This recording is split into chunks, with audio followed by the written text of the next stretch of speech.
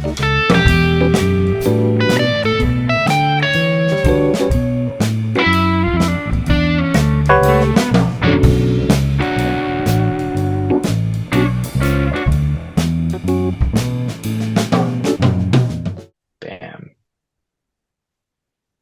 Do you hear that? I The do. recording in progress? This meeting's being You recorded. do Yeah. hear that. That's great. Okay, hey, we're live. What's going on? George, thank you for joining the DrumShed podcast, episode 4. Um, I'm super excited to have you here. And yeah, I just want to start off with a little bit about your beginnings of, being a guitar player, a musician, just how you fell in love with music. Yeah, and your journey. Yeah, absolutely. I'm so happy to be here. We were talking a little bit before this. This is kind of like a drum shed, but also like a therapy session. I think this will be really cathartic. Just love talking shop with you always. Before we talk about me, why don't we talk about us and kind of how we met and like our Sure. relationship? Yeah, we were both Oh, instructors, sure. You know what? you know? That's a great point. Yeah, Yeah, let's talk that's a about great that. point. Yeah, let's talk about that's so good. Yeah, I mean, man, it's been so long since I've actually seen you in person, right? So it was like the pandemic that kind of ended that. But we taught together at in a Guitar Center lessons facility.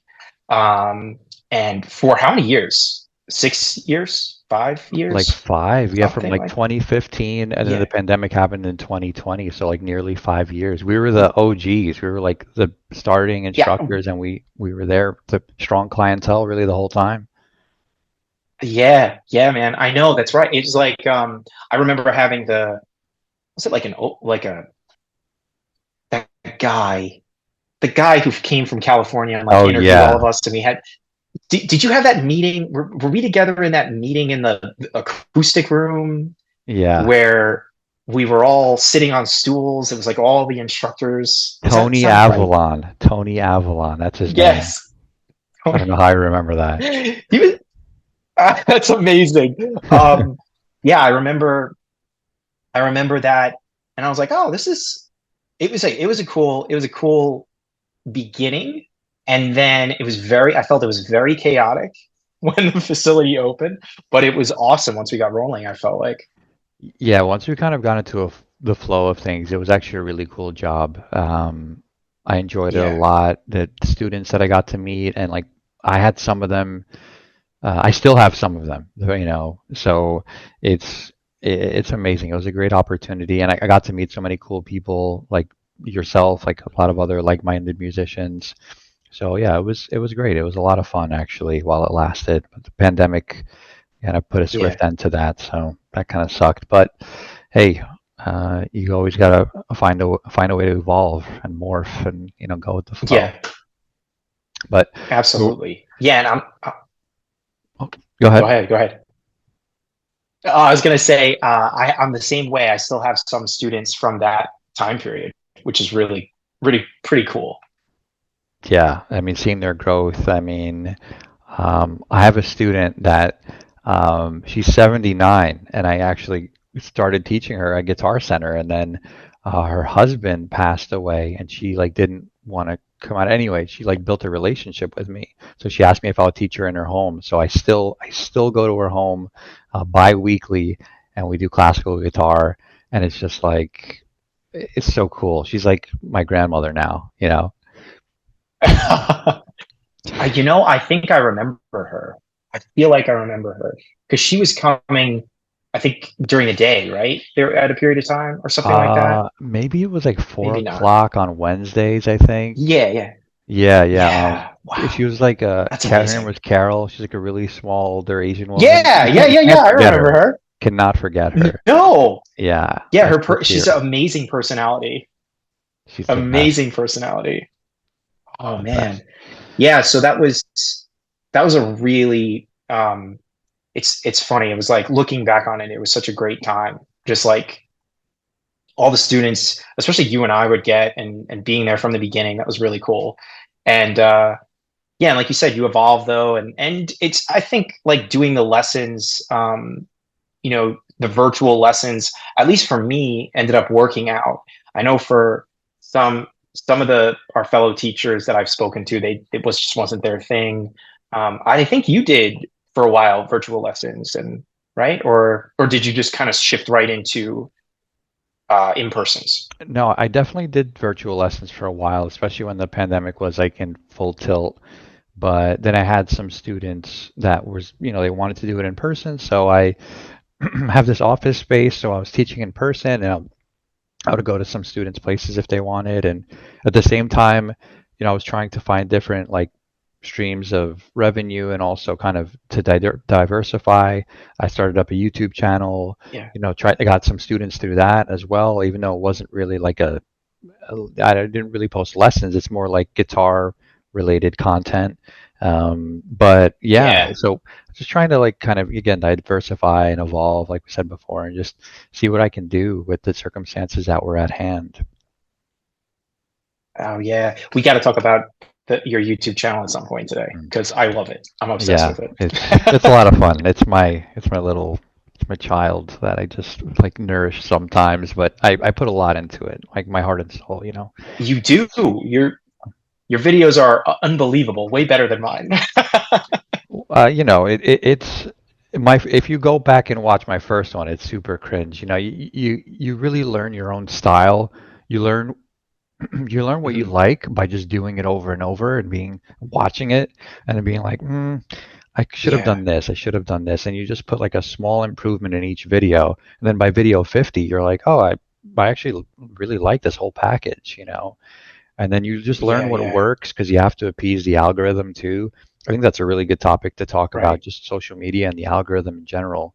I mean, there's different things you can Yeah. do to kind of, get people to click on your video. Because one thing is like being current. So if you're talking about a current event, it's just more likely to pop up. But other things are just like evergreen, like something that someone will search over time, right? So you're not necessarily going to get a million clicks in the beginning, but 5 years this topic will be relevant and someone will be looking for it at that time too. So you have that long-term growth as well. So yeah, we can talk about kind of YouTube and my thought process behind that and how I kind of plan my channel around that and how I think my content. Sometimes it's like I'm trying to put this out for short-term views. I want this like to grow long-term, and we can talk even numbers. I can tell you, I could be transparent about because I'm sure people are interested in that. Um, you know, Absolutely. yeah, well, what my numbers look like and what that equates to in terms of money, because that's a big thing. I know a lot of people want to get into YouTube, Yeah. but they can kind of see what that looks like because I've been doing it for a couple of years now and on and off. But yeah, so another thing I actually wanted to talk about is like right now, music isn't even my Mhm. full-time thing. I There's a lot of Mhm. things happening in life. We spoke about it earlier. I'm getting married this year. Lots of big things happening, Yeah. and so really since 20, so from the pandemic till like 20, the beginning of like 2022, it's like a year and a half. I was like full into like teaching online and like putting out like a video a week on YouTube and just trying to grow that. And then, I was getting more serious with the girl that I was with. That's who's now my fiance. And, I just started planning for the future or wanting to plan for the future. And I'm like, I need something that's really consistent, that's going to show that I'm making money so I can just plan for that. So I got like a soul sucking 9 to 5. So that's happening now. And, but Yes. it's really motivated me though to, um, be on top of all my music stuff because now it's just like, that like you know the mistress that I want to be with but I can't type of thing. I'm getting married, I shouldn't talk like that, but you know what I mean. It's like that thing that I I know what you really mean. that like they're just there like taunting me like come on, like come play some guitar. And so I really take that time serious, and it makes me when I make a YouTube video, I want to put more into it. I'm still in a band. I do still teach on the side, and we'll talk about the band thing too. But yeah, so it's been a huge shift for me, but I still really take it serious. Oh yeah. Oh yeah. And I think that is, that's such a normal thing for all of us in life to, that journey. Um, and also to like coming out of the pandemic, like just kind of figuring out, well, like where do we want to go, like as people. Uh, and so it's just so awesome. I think the way you're navigating everything is just so cool. And it just makes so much sense, because man, getting married, that's the best. Yeah, man, I'm excited. And dude, thank you so much for saying that. I don't think anybody's ever said that to me in my life. Like, I feel like the way I'm navigating things is always like horrible. Like, what are you doing? Like, get it together. But you're like, yeah, thanks for that. It's nice to hear that because, every step you take is met with like some uncertainty in life. You don't really ever know if something's Hmm. going to work out.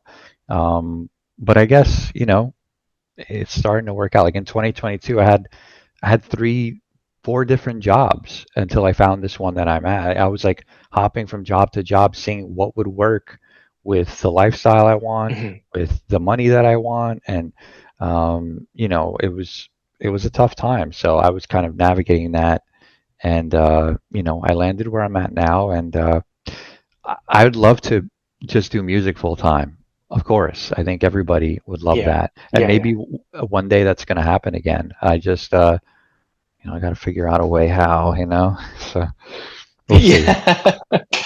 In time, in and time. like life is built with seasons too, so the season you're in right now, I think the way you've navigated things is amazing, and I think a lot of people that are listening to this, there's so much good.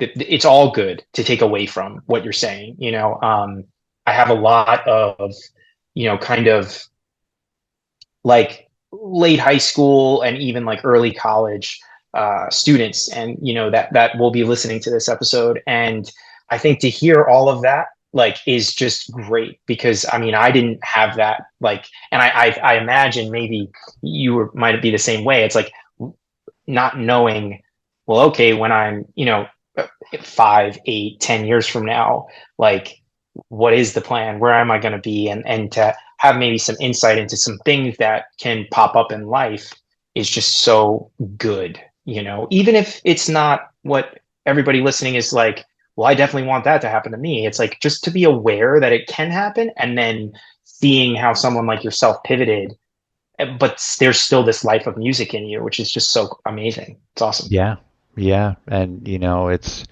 I think it's important to know that just because you're not doing music full time, just because it's not your main focus, that doesn't mean you should stop playing in your band or posting to your YouTube channel or taking lessons with, your instructor.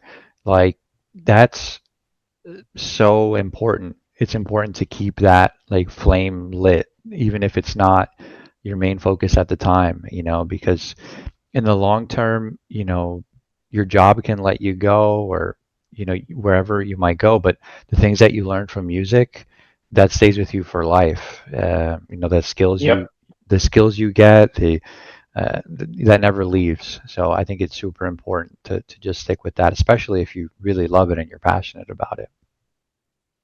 Absolutely. Yeah. Yeah, absolutely. I couldn't have said that better. I'm so glad you said that. It's so good. Um, Yeah, so I um, guess let's so, talk about kind of my journey in music then, because we're oh talking a bit about yeah, yeah. us, I and was just then gonna say this. yeah, I let's think it's a do it. great time to do that. All right. So I started playing in high school. Actually, if we go further back, I got my first guitar actually when I was 10, and I was like an awful, like snotty 10-year-old or 9-year-old, and my parents got me this classical guitar, and they were like, "Okay, you're gonna go take lessons." And I took a lesson. I'm like, "That's hard," and I gave it up, and I was like the student we hate. Um, so that was awful, and I really regret that actually. And so like 4 years later, so now I'm like a freshman in high school. I'm like, hey guys, go back to my parents, like, where's that guitar? I'm actually like really into it now. I started listening to music with a guitar in it. Of course, I want to try to emulate that. And they're like, oh yeah, we gave that away to your cousin. Like it's gone. I'm like, what? Oh, So yeah. So what do? I get a summer job. I save up and work all summer, and I get my like an electric guitar with this little starter amp, and yeah, it was on from there. And me and my best friend kind of did it together as like a, we're like we're gonna learn this together. And there wasn't YouTube at the time. It wasn't out yet, and there wasn't Right. any. You had to like find a book or just listen to the music on. At that time, it was like I don't know. We were like downloading it off LimeWire. I don't know what we were doing to listen to music or like Oh buying yeah. CDs. Like Yeah, mid yeah. 2000s.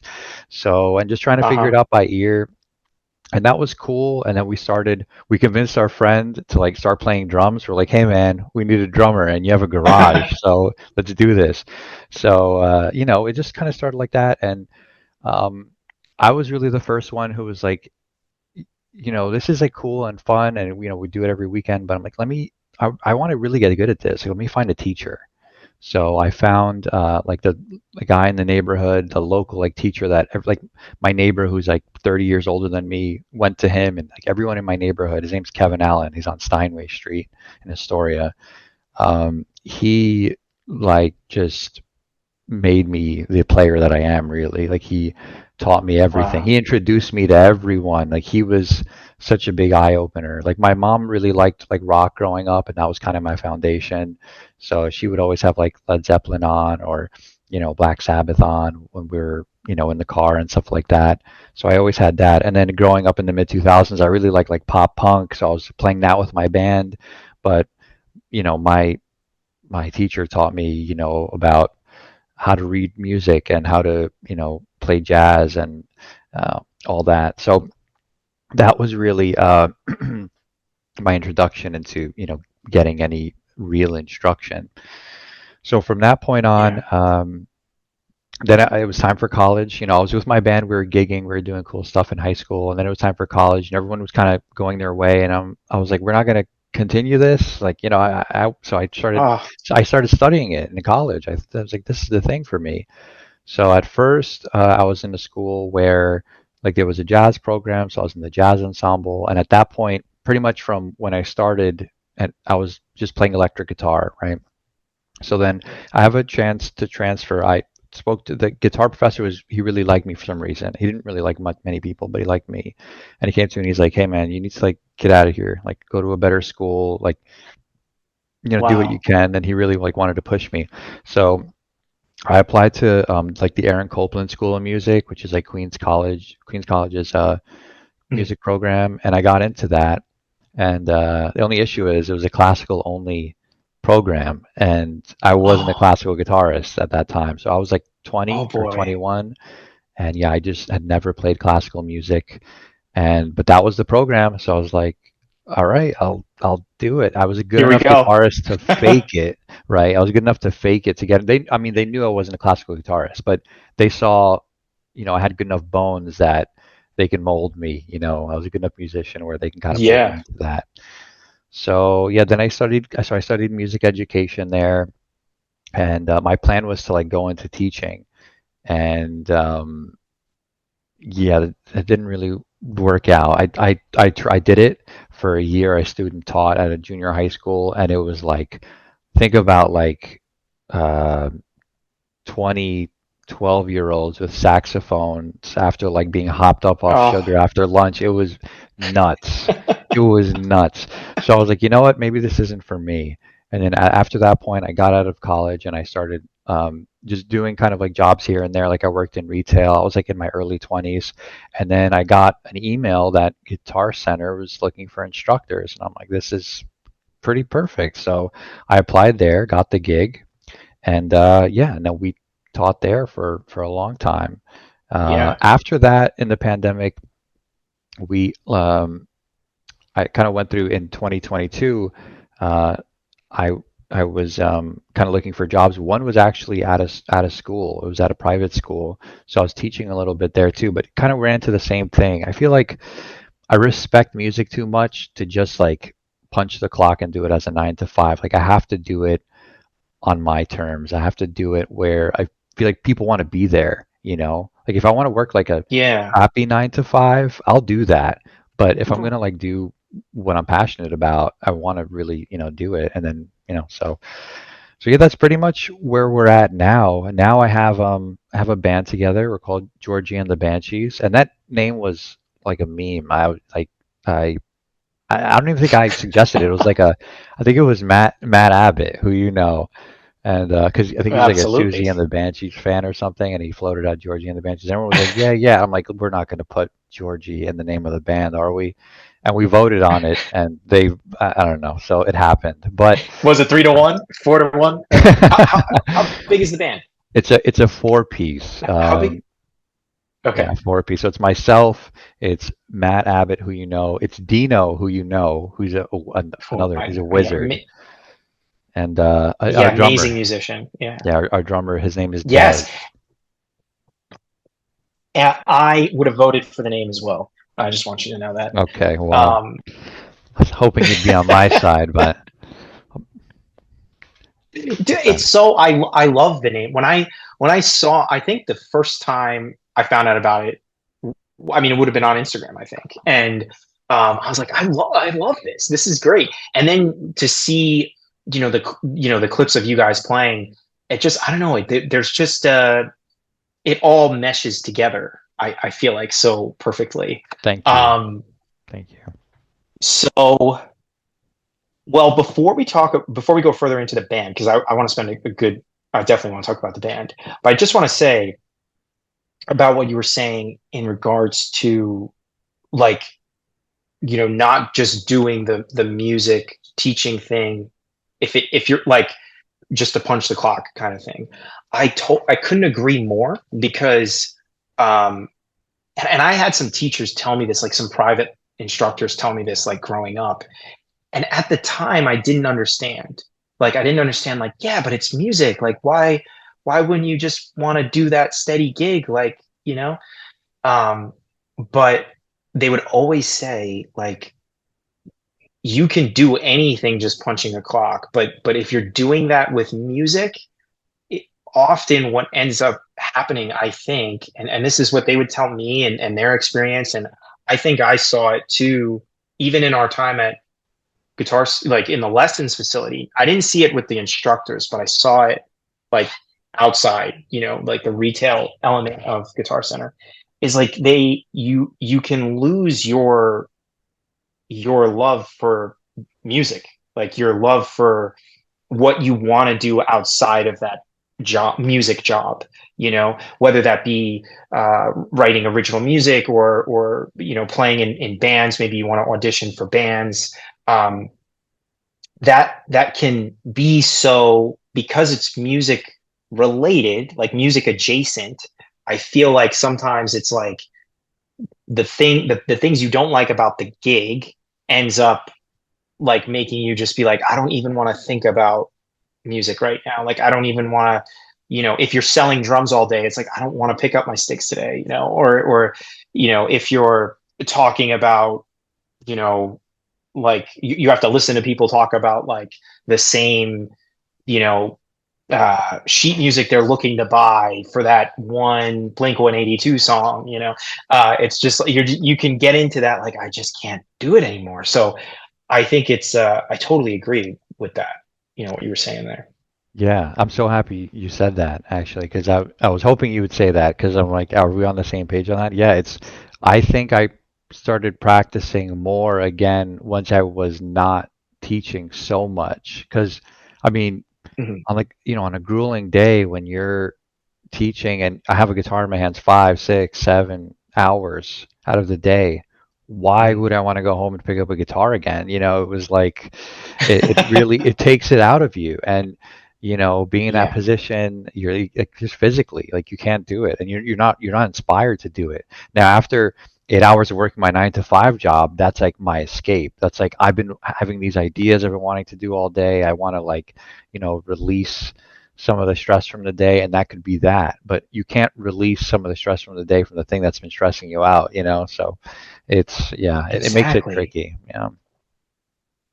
And I think that could be a great like opening for like when you see like older adults choose to pick up an instrument like randomly at like 57 years old or whatever it may be, or I you're love the that. student you were mentioning, Cal. Yeah, I love that. It's like, yeah, and because it's not a, you know like I'm doing this, you know I don't know, because it's different. Like if obviously, if we were playing, for the musicians who are, uh, making a living just playing gigs like crazy, that's different. Um, but I also think for because like for some of them too, they'll maybe not want to be involved in like original music. It's like because they don't want that because it's work. It's finding that balance, right? It's Yeah. for music, or with your instrument. But man, it's yeah, I totally agree with you. Totally agree with you. So uh, so your band, Georgie and the Banshees. You guys have been playing now. You gig. I think you're gigging fairly like regularly, right? Yeah, I mean, we're gigging pretty regularly. There's like times where, things happen, and we're Of all course. really, really busy. That like we have one day a Yeah. week where we can meet, and if we can't meet that day at like a very small period of time, we're not meeting that week. So sometimes we go weeks without meeting, and it's just because, like one of us is a lawyer, Yeah. one of us is an accountant, one of us is it's like all these things. So our schedules are super busy, but when we're together, it's always productive, it's always positive, it's always amazing. So I'm super blessed to have them as bandmates, and it's always really Awesome. great. But Awesome. yeah, we try to gig at least once a month. Sometimes it's a bit more. Mhm. But yeah, our gigs have been really great. Our turnout has been great. We have like supportive friends and family, and we've always gotten amazing feedback from the people that are there that we don't know, and it's been really nice. This weekend, actually, we have a real marathon. You ready for this? Cool. We're going to a rehearsal studio, Yes. and we're rehearsing Okay. for I think it's 2 or 3 hours, and then we're taking an hour break for lunch. Then we're going to record 3 originals for 3 or 4 hours. So it's going to be it's a marathon. It's a marathon Amazing. this weekend. Oh man. And you know why? It's because it's the only day we can do it. So we're just like, let's pack it in. But Oh, that's amazing. that goes I to am show you so how I dedicated we didn't mean are, is to what I'm cut you off. saying. No, please go ahead. Yes. Yes, I just wanted to oh man, I'm so psyched that you're recording originals. I'm just that's the coolest news, man.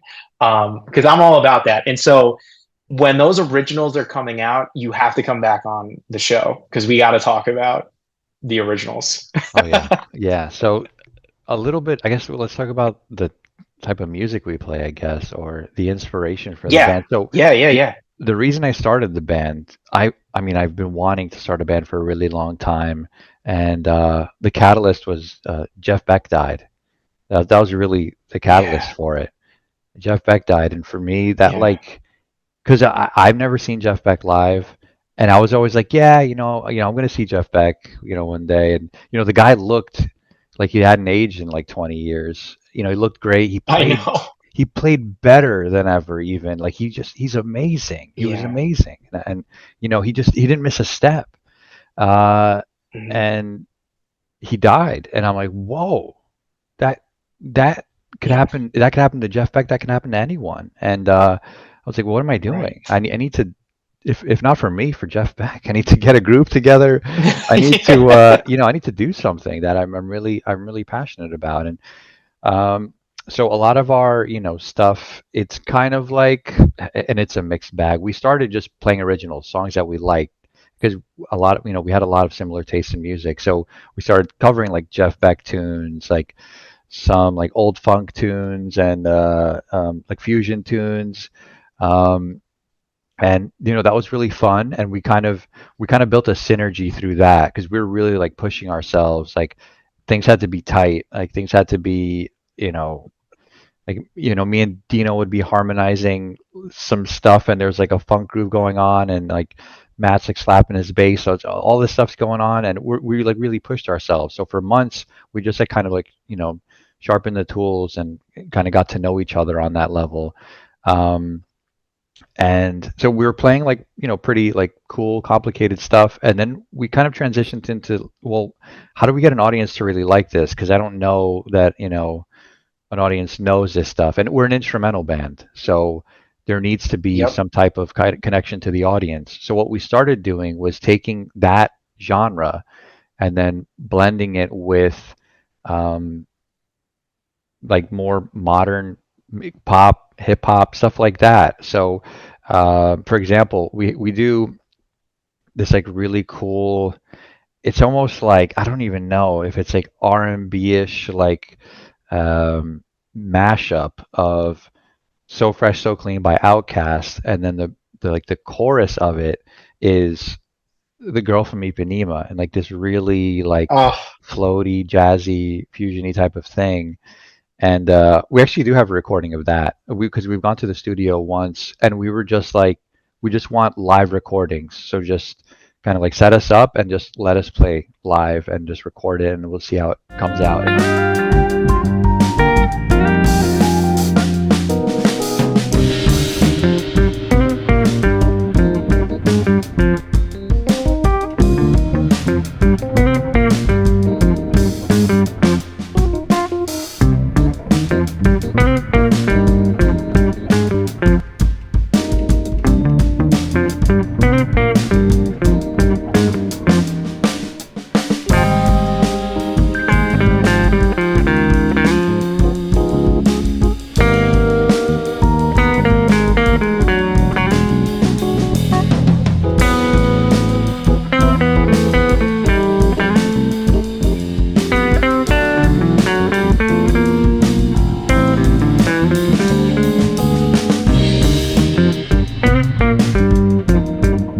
Our recordings actually came out pretty decent. So like we started doing stuff like that, and then from there we got quite a few mashups. We that's recently did a amazing. bossa nova version of uh, what's that George Michael song, the Wham song, "A Careless Whisper." Oh, Yeah, the best. yeah. I don't know. Don't even get me We like throw some started. stuff in. We did a Summer Madness, uh, the song by who's that by? One second. Oh, Oh, I by am. Cool I and the am. Gang. Well, Cool and the Gang. yeah. So Cool and the Gang Okay. Summer Madness. We mix that with like an old like Duke Ellington tune, and we just like we take like these like Incredible. jazz standards, like stuff that we find like fun and sophisticated and has really cool melody, and then we'll mix it with a song that you might not expect. So from that point, we're like, okay, this feels really cool, and we want to have this part of our set, but let's see what we can do with some originals. So I came to the table with some ideas and everybody kind of ran with it. And it's kind of sitting in this like weird like fusiony like area it's a lot of fun. It's a Oh, lot of fun to play. So I'm excited to show everybody because we've been working really hard on it and it's all just really organic music. We're not really forcing it. It's feel good. It's got like really rich melodies and fun rhythms. So it's going to be a lot of fun to show everybody. oh, it's incredible. I literally am obsessed with every element of the band, like that you just described. Thanks. Yeah. It's also like it's a brilliant idea as far as like how as an instrumental band, and I really think this is great for all the listeners to like really digest what you just said, like the whole process of how the band evolved musically, um, because the first stage, right? You guys getting together, playing songs that you love, and look as musicians, like serious musicians, what cooler genres to play than like fusion, funk, jazz, like just kind of this more, especially when you're instrumental, you're not, we don't have a vocalist to back. Um, man, like what cooler stuff to do. So it's like you build a synergy and a language amongst the four of you. And then it becomes, okay, well, how do we bring like the average person at a bar to really kind of check us out and pay attention and not just be okay that we exist in the Right. room, Right. and so taking these like modern songs that are honestly just awesome, like Outcast, like are you kidding, and putting that with Girl from Ipanema. It's amazing. When I saw, I think that was the first thing I saw you guys do was I think you posted maybe a rehearsal of that, and I was like, whoa, this is different, and this is really cool.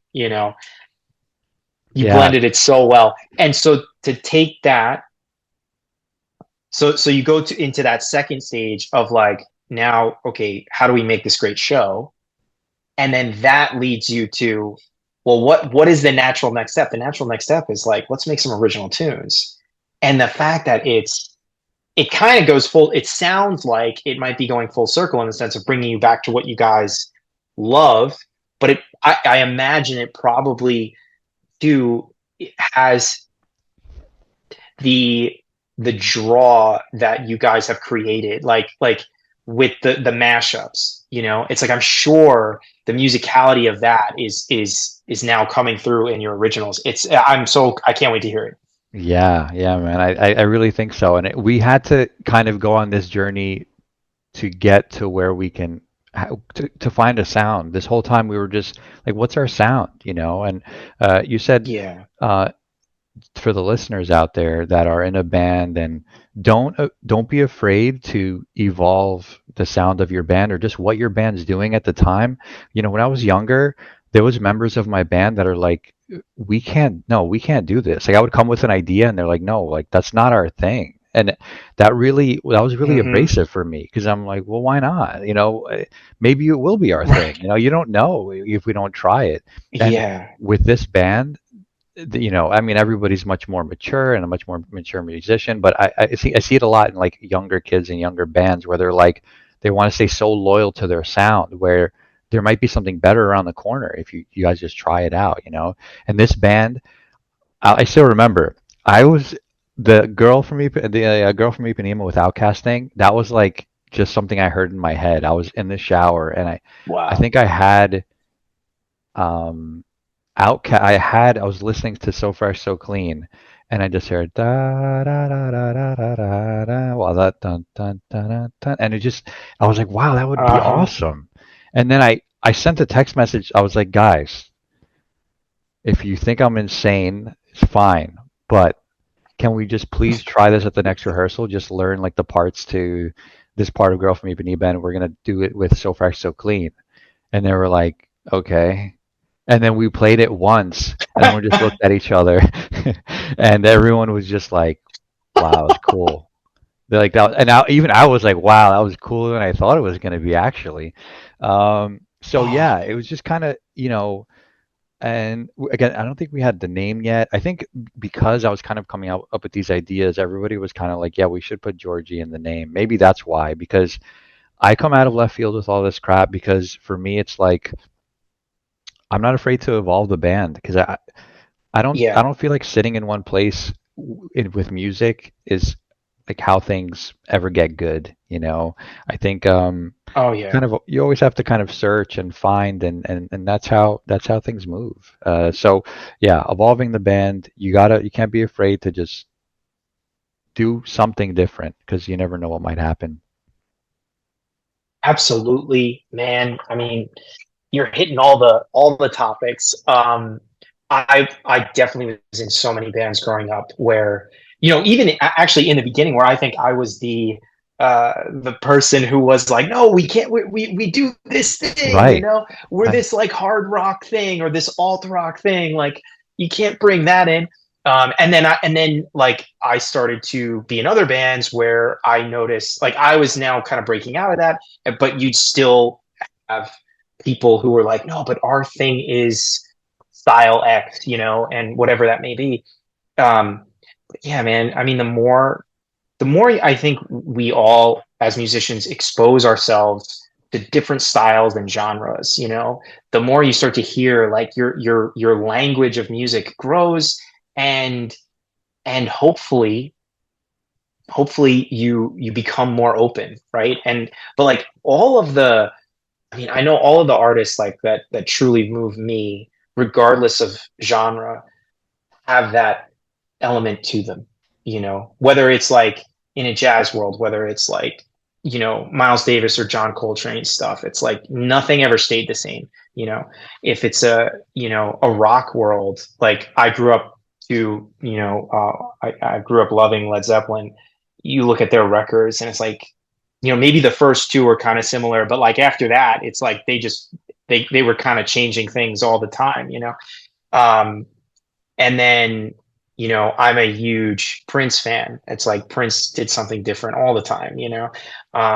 But even in like the folk music world, I was just talking to my wife earlier today about Bob Dylan. Like you look at Bob Dylan stuff and, you know, by like but now, like, I mean, the dude's still making records, but like even if you just look at those 60s and 70s records, they changed dramatically, especially going from acoustic guitar to electric type stuff. It's so it doesn't even matter the genre. It's like they're just, but then when you get into fusion, I mean, every great fusion record is exploration, like uh, Headhunters, right? Like Herbie Hancock. It's like, my personal favorite is actually Thrust. That album is just I lose my mind every time I hear that. But you listen to that stuff and like, or Jeff Beck. I mean, come on, Blow by Blow, Wired, like even like those two albums, right? Like back to back, very different, Yeah, but still, you can still, it's like same band, right? I think, for the most part, but I think it's, so. Yeah. but so different, they're Yeah, I mean, so different. go through each track on those albums and you're like, it's so Yeah, different, you know? It's just, man. Yeah. absolutely. Yeah. So, oh man, it's, yeah, listeners, don't be afraid to experiment for sure. I completely agree. Um, so wow, that is so cool. And it's so cool that you guys are recording in what, tomorrow? Is it tomorrow? You guys It is rehearsing and then, Sunday. or is It's that Sunday? Sunday. Yeah, it's Sunday. Sundays are a day. Yeah, it's exciting. Awesome. I'm still kind of figuring out what I'm gonna bring. Yeah. Because I want to get a good sound. It's like sound is so important to me, and it's so important Hmm. to kind of feel comfortable with the sound that you're getting and to get the feedback you want from the instruments that you're, because clearly I have a lot of guitarists, right? I But love that's it. because they all Yep. do something different for me. So it's going to be important that I kind of bring the right gear and get the right sound. I recently got a new guitar, and I think I might go with that just because I'm kind of in the honeymoon phase, and it's kind of like a you Awesome. know, put a stamp on this place and time. Like I was here at this time, and I think it'll be nice. Maybe I don't know. I haven't decided. I'm still on the fence, but yeah, it's super I love exciting. that. Ah, it's so cool, man. Wow. So, yeah, I'm so excited. I have to come see you guys play. It's embarrassing that I haven't done that yet. Yeah, yeah. So I have to. No, you definitely do. You definitely do. I will shoot you a special like message when we're playing next. We've really been focusing on like writing the music for this session. And again, stuff Right. like Okay. we weren't even supposed to record this weekend. We were supposed to record next weekend, but then something happened in my life where, oh, I said it earlier, I'm getting married next weekend. So Yeah. like a court ceremony. So I'm like, guys, sorry, I can't do the recording session that week. So we had to either bump it up to this week, or the engineer was like, or I can do June 9th. We're like, oh no, we can't wait that long. No, So too we're late. jamming Yeah. it in.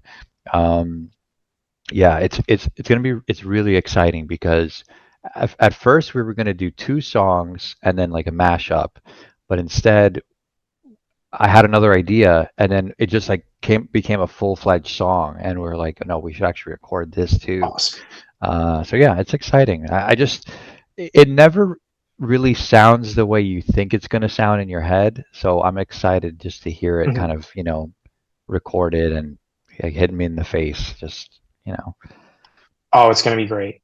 That was my the last like full record I did was with the old band I was in, Ace Nation, back in like 2018. You heard that. right, right. Uh, and I remember when we were writing, we spent like like the fall of 2016, um, like writing like crazy, And I'm like obsessed. I'm obsessed with production. And so like I was like demoing all the tracks, like getting all that together, you know.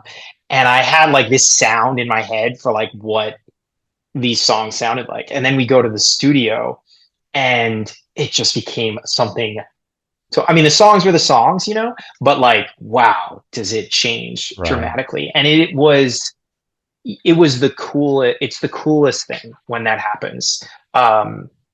Because I've been in other bands when we've been in the studio, like when I was a bit younger from that, and you can be too married to stuff, you know, like, and then like when you hear the new thing, you know, if you're too married to like your demos and you're not appreciating like the magic of being in a studio, I think that this is another important thing for you listeners, especially for you young guys out there. Like, don't be married to your ideas, you know, because especially when you're working with engineer and you know, and maybe a producer even, they bring things to the table for the sound, you know, that often like we as musicians aren't even aware of, you know. And so yeah, I'm so excited for you guys to like see that, you know, that blossom in the studio. It's there's nothing quite like it. Yeah, man. I think you could speak to this and me soon. The thing that makes marriage work is compromise. You gotta, you could be in a marriage, Yes, but you gotta yes. compromise. That's really what it is. So even compromise with the sound, with the engineer, like you said, they add a lot. I've sat, Yep. I feel like I've never sounded better than when someone else recorded me and kind of like set me up in the way that they would set me up instead of like what I would usually Mhm. do. So yeah, no, I agree with that 100%. Something else I wanted to ask you about, and because for me, this happens to me even, but this is great for our students and listeners out there, and it's making mistakes and how.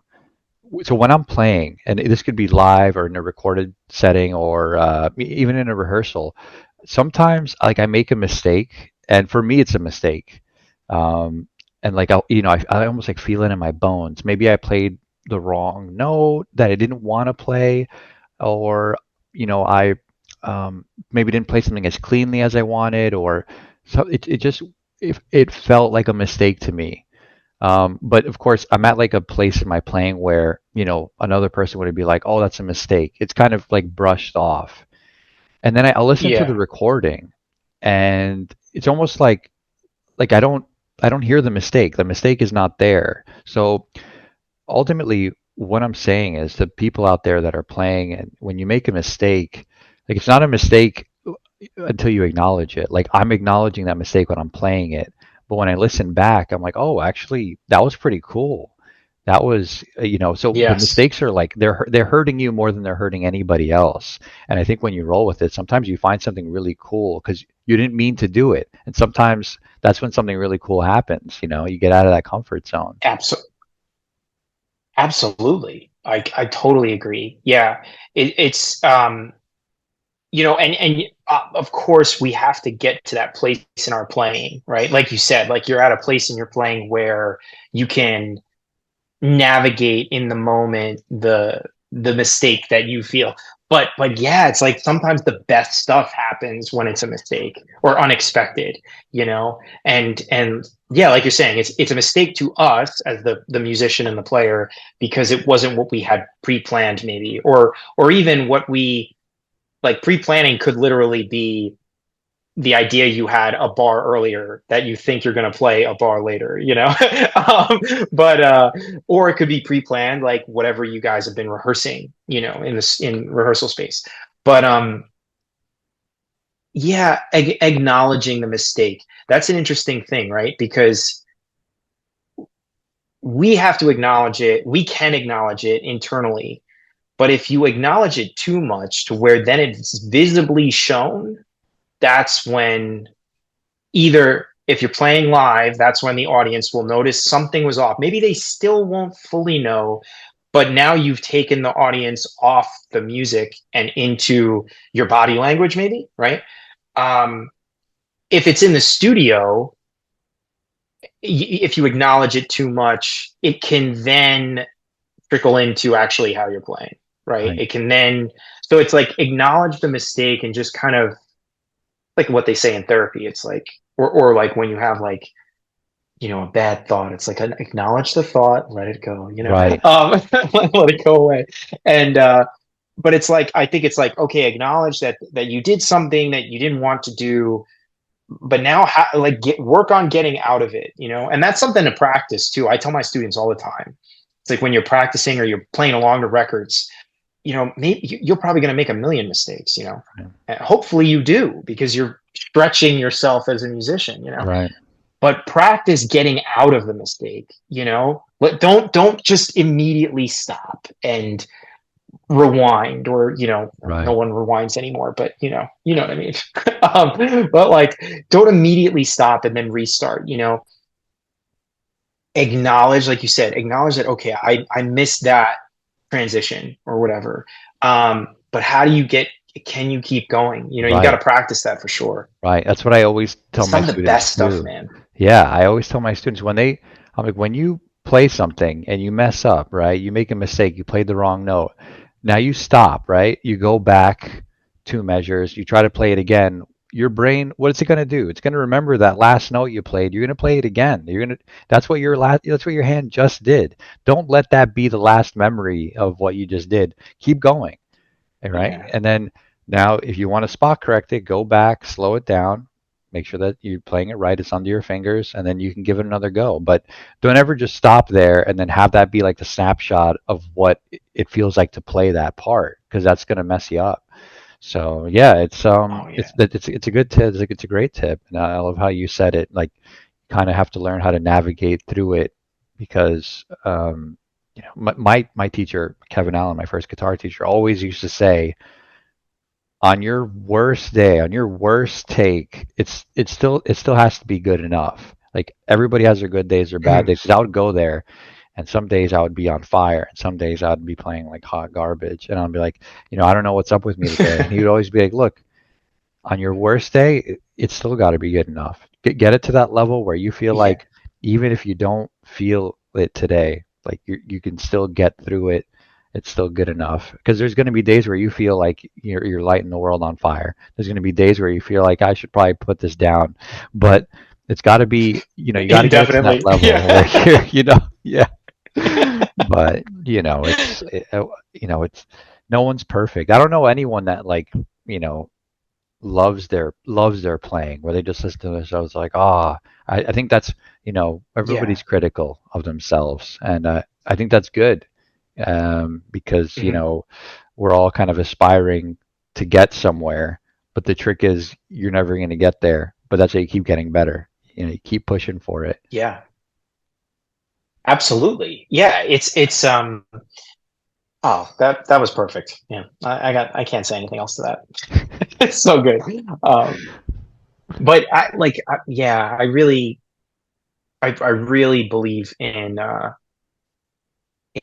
Yeah, I know I don't. I'm constantly like, yeah, I could have played that better, or, you know, oh, it's good. It is about, though. That's so true. Getting to that place where, it's good enough, but you're not going to get there if you're constantly starting and stop, like starting hiccup, rewind, starting hiccup, Right. rewind. If you keep doing that, it's like, because you're also, like you said, it's like your body physically remembers it, and obviously your brain is remembering the mistake, and that's when the frustration kicks in. Right. So if that's how you're practicing, then how are you ever going to get to that level of like competency, right? I Right. think that's kind of what we're saying. It's like you get, like, every musician wants to strive to that level where, because even the best of the best are going to have their days where they think they were totally off, Right. but you can sometimes, as the listener or as the audience member, you don't notice. I know I've gone up to musicians that I admire after and been like, man, that was amazing. And they're like, yeah, Yeah. all right.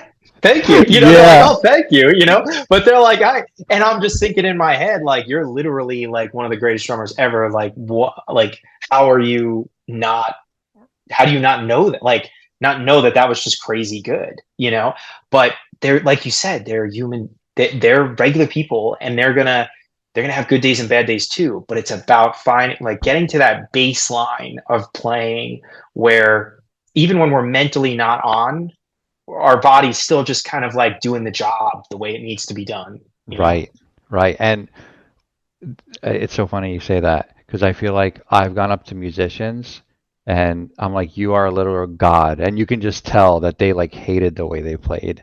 And but it Yeah. meant like you got so much out of their set. Like it meant so much to you to hear how they played, and you like I would go home and like practice what I heard and try to get there, and you can tell they were just like they weren't feeling it. So it's just like there's different levels, and even though you might have something that feels off to you, someone else could be super inspired by what you just played. So you really know, you never know how Yes, you're affecting the listener. So yeah. um I have excellent. an idea. Let's play a little Okay. game. Let's play a game. So All right. I Ooh, want let's take turns, and I'm obviously a guitarist, you're obviously a drummer. Can you tell me yeah. a guitarist that has influenced you in some type of way, or has they just meant something to you musically? And then I'll take a turn. I'll tell you a drummer, and let's just kind of see where that kind of This goes. is great. This is great. Okay. Um, wow. Uh, there's a couple, man. There's a couple because I'm obsessed with guitar players. Well, give me Um, one, and then we'll trade off. I'll give you one. Yeah, yeah, yeah. Okay, so the first one that's coming to mind right now, um, is probably because at the peak of me like upset, like really branching out from my rock world, like I grew up like you, only listening to rock, and it would be anything from like all the subgenres, classic rock, alternative rock, hard rock, didn't matter, but then I heard Continuum by John Mayer, and uh that opened up a whole new sound to me because I was always obsessed with it. Like I play the guitar a little bit, but I'm not. I don't think I'm good at all. But I was always obsessed with the guitar sound, But as a drummer, there was something about the way he played. I didn't really. I had to go back and listen to the first two albums. I never really like it. Just never registered with me. But when I heard Continuum and then everything he did after that, his guitar playing just there was just something different about it. His sound, like it wasn't for me. I'm used to hearing distortion. It was not Hmm. distort. It was for me very clean and funky in a bluesy, rocky kind of and also poppy kind of way. And I loved that. It just like it. I was like, oh, like he's so rhythmic, especially because like he kind of does the Jeff Beck thing too, right? Where he finger picks uh, within songs, like Hmm. not just a solo or something. Like Right. uh, yeah. So okay, I don't know if you're a John Mayer fan. I don't think we've ever talked about John Mayer, but I love John Mayer actually. I think it's a taboo okay, subject, cool. but hold on, I want to show you something. Okay. This I bought this. That's John Mayer's signature right there. I bought this. Oh This is yeah. this this is a John Mayer signature Strat. So when I bought this, I must have been 20 or 21 years old, and I was looking for a Strat, this Fender Strat. I was looking for a Strat. I was working at Guitar Center my first time while I was in college. I sold guitars there, and I would play every Strat in the store. I'm like, man, I want to buy a Strat. We had a discount, and I wanted to buy a Strat. And then I saw this come in used, but I didn't. John Mayer at the time, like, oh, John Mayer, like he sings like Your Body's a Wonderland. Like I'm not even gonna play that. And Yeah. then from across the store, I hear this sweet Strat sound, the sound I've been looking for. And I'm like, what Oh. Strat is that? I played every Strat in the store, and I look and it's someone freaking playing the John Mayer Strat, and I'm like, oh my god! Like if he puts it down, I'm buying it. And luckily, he sat there for Wow. 10, 15 minutes playing it. I not only bought the guitar he was playing, I bought the amp he was playing it through because it just filled the freaking store with this beautiful warm sound. So yeah, I've had this for so long now. It's been like 13 years probably I've had this guitar, and that Wow. really started love affair with John Mayer because before that, I really didn't take his music seriously, but I heard this sound and at the time I really liked Hendrix and Stevie Ray Vaughan, so it was like a really nice, Hmm. really easy transition. But I really like a lot of John Mayer's contemporary music too. His last two albums are amazing. And he's another one, like super Amazing. pushes himself and reinvents himself. And I I think Oh um man. I think the mic that I'm using is from my headset, right? You can hear me okay now? Is Yeah, it still yeah. okay? Totally good. I Yeah. didn't want it to like sound like I'm talking the other end of the room. So yeah, so No, John no, Mayer, great. that's cool. Okay, so my turn, right? Drummer. Yes. Okay, so Yep. this one, and it's funny because we cover a couple of his songs, and I say his songs because this is the first drummer where I felt like these guys are all. He's a drummer, but everybody's accompanying him, and it's Billy Cobham. He is like for Oh me, man. Yeah. I man, his music because it's not, you know, he's such an amazing drummer that everybody has to Hmm. level up. Like you got to, if you're playing with Billy Cobham, Oh you got to yeah. level up. And it's the first Yeah. time where I felt like, wow, this band is playing around the drummer solely. And Hmm. the music is so inspiring. The people that he plays with are just top notch, and everything is so tight, and it's just super inspiring from a guitar standpoint. I'm like, man, I wish I was that guitarist, not because of what the guitar is playing, but because of what the drummer is doing, you know? Yeah. You know He's that playing with a unbelievable. drummer like that would make you a better musician. So for me, Billy Cobham just Oh like yeah. blows like the roof off. Every time I listen to a Billy Cobham tune, I'm just like, Jesus. And it's just so good. Oh yeah. Spectrum, that whole album is like life changing. I like, and that's another one. Every track, it's like there's so much exploration in every track, and in his drumming, it's just crazy. I mean, that record opens up with just an absolutely ridiculous. I think he's playing a shuffle, right? Double shuffle, if I remember We the do opening two track on that album. songs off Spectrum. I Yeah, took what do you that do? album and we do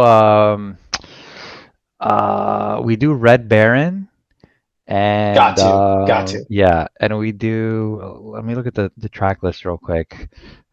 It's like Um Stratus or something. oh, and we do Stratus. Yes, we do Stratus and we do Stratus, Red yeah, Baron and like pretty much every set. I took the Spectrum album and I'm like, guys, pick some songs because we're doing some Billy Cobham, and it's really that pushed is, Dev too, our drummer, because we're a four piece, but I want everybody to like get their shine in. Everybody's a great yeah, musician. I want everybody to flex a little muscle at our shows, and like the Billy Cobham tunes. Believe it or not, every every show there's like some like older dude that comes up to me and they're like, man, that Billy Cobham, like they love the Billy Cobham, and I'm like, yes, it's because he's a legend, man. yeah, And yeah. like, you know what's funny is I didn't hear. I heard him first on, is it Birds of Fire? Mahavishnu Orchestra. Mm. I think he played drums on that, right? In that I'm band. not sure. It's like John McLaughlin on guitar. Mm. Mm. Have you? Yeah, which it's I think it's Birds of Fire is the name of the album, and it's just like, oh, dude, listeners, if you haven't checked out that record, hopefully I'm quoting the right record. You have to check it out. It's so good. Billy Cobham for sure is the drummer on that, and it's mind blowing, absolutely mind blowing. Um, Man, that is a great pick. I wouldn't have actually. I had no idea what you were going to pick, so that is a killer pick. Yeah, super inspiring. All right, so your turn. Another guitarist. Okay. Yeah, where do I want to go with this? Uh, all right. Well, so I mentioned him already.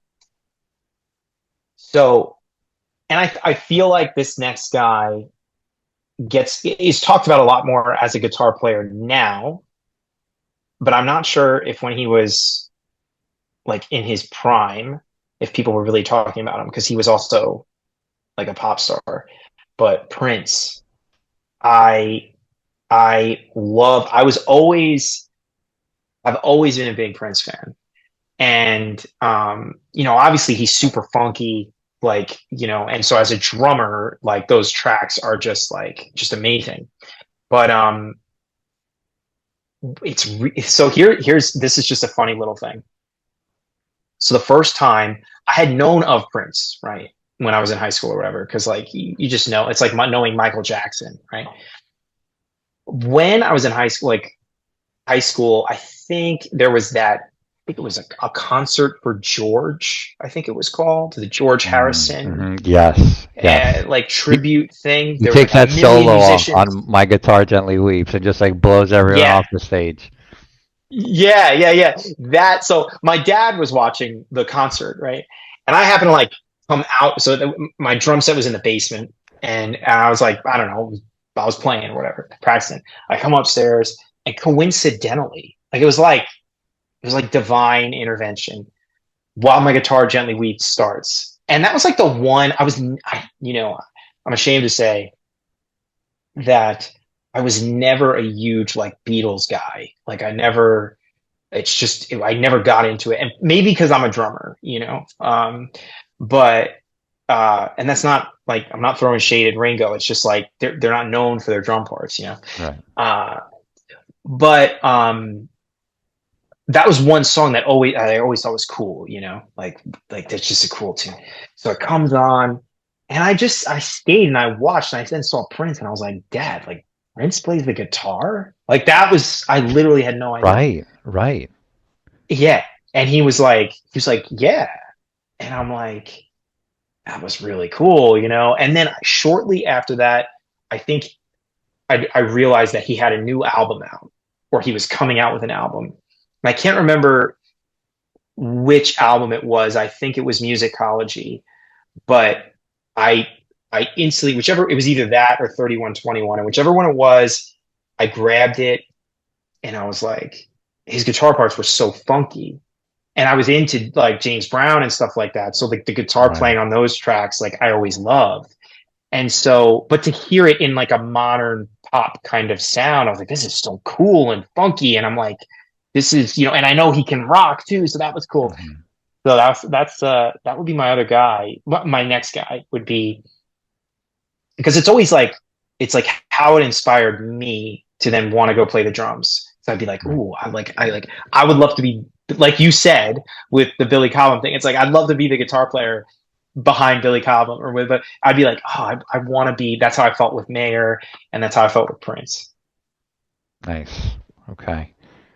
Okay, so for my pick, I'm gonna go with a very predictable pick, but I was so influenced from such a young kid, and for me, it was like the sound of drums and John Bonham. I think everybody Oh can kind yeah, of, everybody can kind of, and it's such a boring pick, but it's only boring because it's so good. And uh, Led yeah. Zeppelin was the first time I think with a rock band where you could be like, there was like four equal standing pillars of of musicianship, and I mean it from the beginning to the end, from the first track, from Good Times Bad Times to whatever the last song is off, or I don't know if you count Coda, listen to the end of Coda, whatever. Oh They were yeah. just like hitting at all times, and you know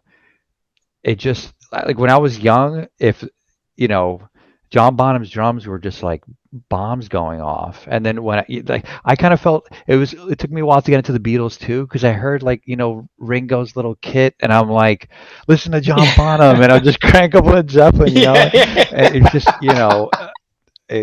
oh man, for me that was just like the sound of drums for a really long time, and I like my Absolutely. dad doesn't like rock, like he was like into disco, in the 70s. He was like the Okay. antithesis of a rocker. My mom grew up in Illinois. She loved rock, so she kind of got me into Mhm. that.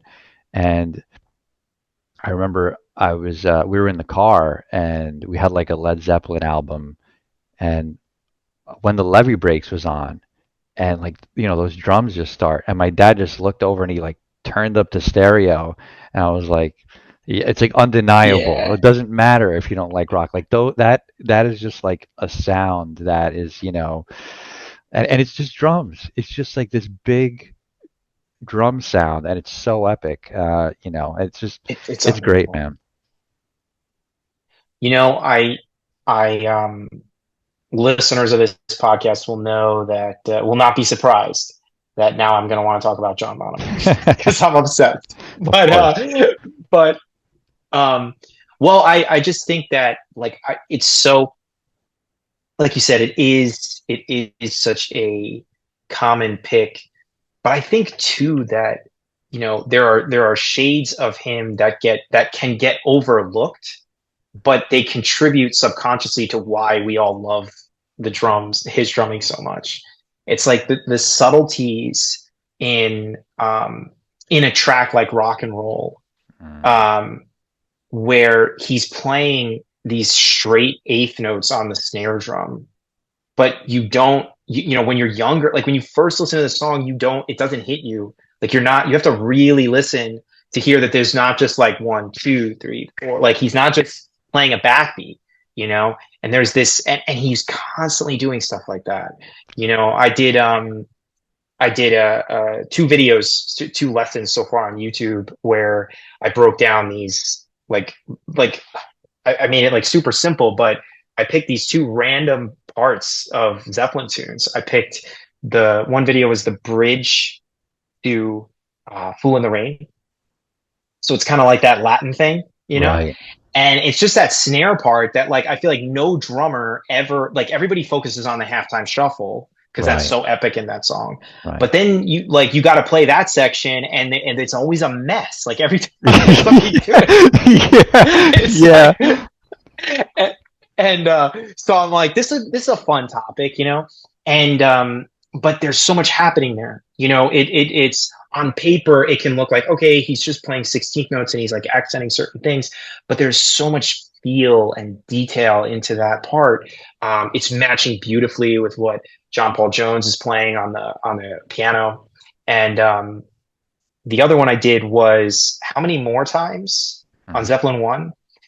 That I called it The Hunter because that's like the lyrics that I remember from like what Robert Plant is singing. But after the bow solo Mhm. that Page does, there's that really sick, it's like a secondary song within a song. Right. And he comes in with this snare drum groove that is unbelievably funky. Like you'd swear he was playing funk. But it's Yeah. heavy and powerful and the dynamics in there. Um, there's so many things like that. Like I feel like uh, you get into Bonham's drumming and you instantly gravitate towards like things like maybe the ending of Stairway to Heaven, the drums are monstrous there, or a whole lot of love, the groove, or the immigrant song, or maybe the Rover, you know. Um, but yeah, there are those little things, Yeah, that are man. just like those little sections. Yeah. And everybody talks about, of course, Moby Dick and the fills and the triplets. But man, those little details, even on Coda, which is like it's kind of like a B-sides record in the sense of Right. like there are songs that didn't make the cut. Right. But listen to some of the drums on there. Insane. Actually, Insane. you just made me think of Poor Tom, that song. Maybe I should do it. We should do a video on Poor Tom. But Dude, literally, I mean, name any Zeppelin song, do it, and then you're gonna have an yeah, amazing John Bonham part, and then you're gonna have subtleties of his playing that you never even noticed as well. And yeah, one thing about Bonham and Zeppelin in general, so you mentioned Mayer, and I think May because there's different types of musicians just because of like the time that we're in now, and John Mayer's a musician that you can really appreciate the way that he looks back and pays tribute. And each of his albums feel like his last album, Sob Rock, that was like an 80s tribute.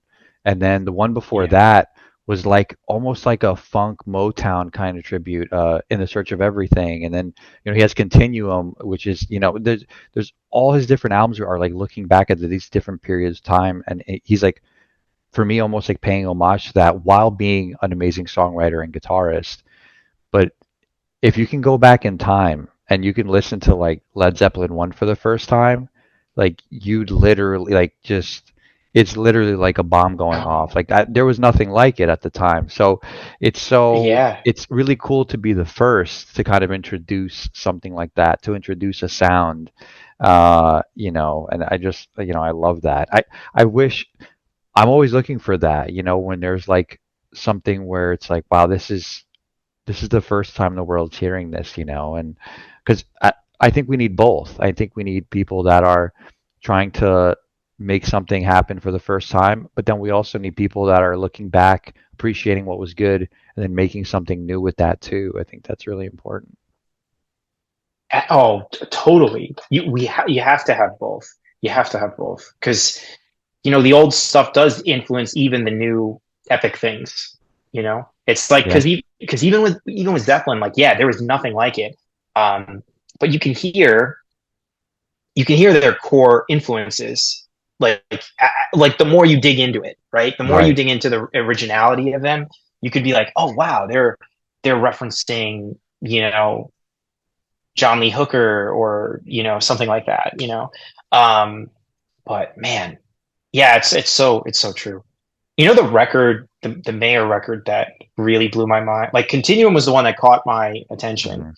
and then years later, when he did, I feel like it's not. I feel like I'm the only one that's like obsessed with this album, but I'm so obsessed with it. Is Born and Raised. Like Hmm. that album, I just like I lost my mind when I heard that. I was like, it was so different for him.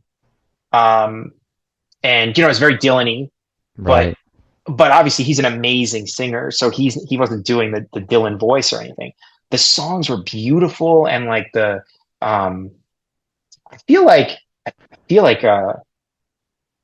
Aaron Sterling played drums on that, but I could be wrong. But like the drum parts were amazing. Like he always has a great band, like no matter Right. what, Pino Palladino played with him on so many records.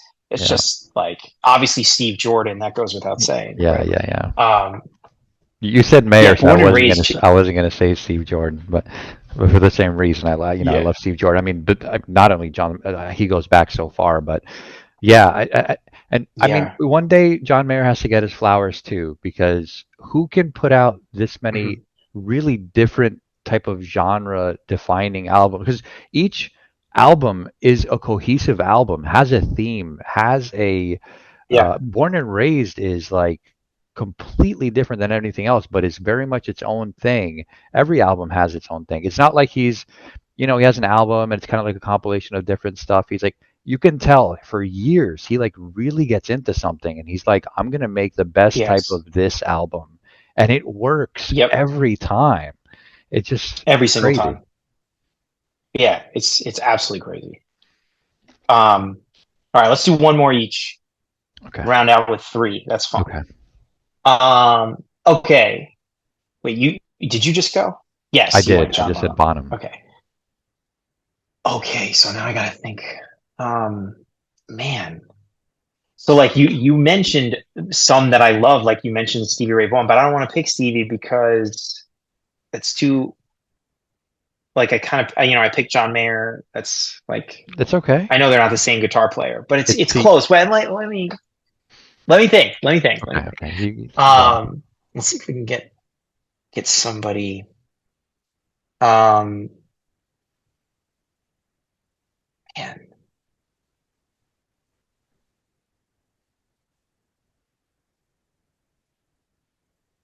you know what? Because I'm trying to think of ones that have like just unbelievably impacted my playing.